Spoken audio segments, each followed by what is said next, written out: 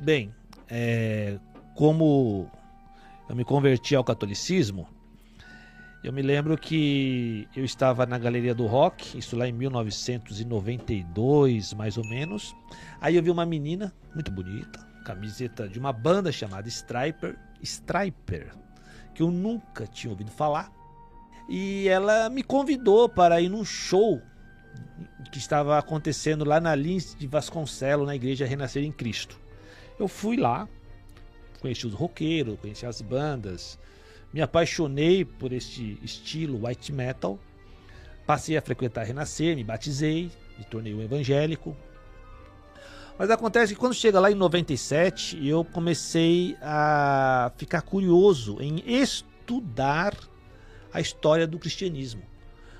Lá na livraria Bom Pastor, eu tive contato com livros de Justo L. Gonzalez, História do Cristianismo, e eu me apaixonei pela história.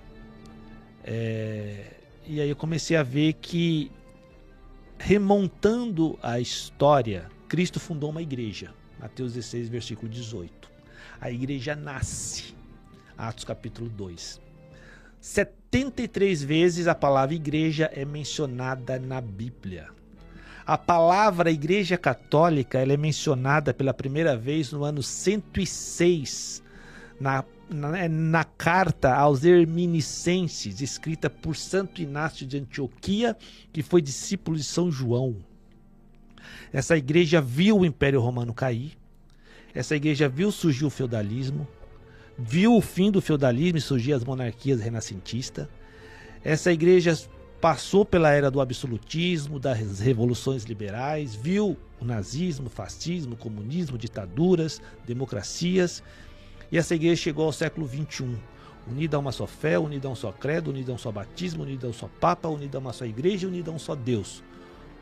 E esse fato hoje está em pleno acordo lá com Mateus 16, versículo 18, que fala assim: Pedro, tu és pedra, e sobre esta pedra edificarei a minha igreja, e as portas do inferno jamais prevalecerão sobre ela.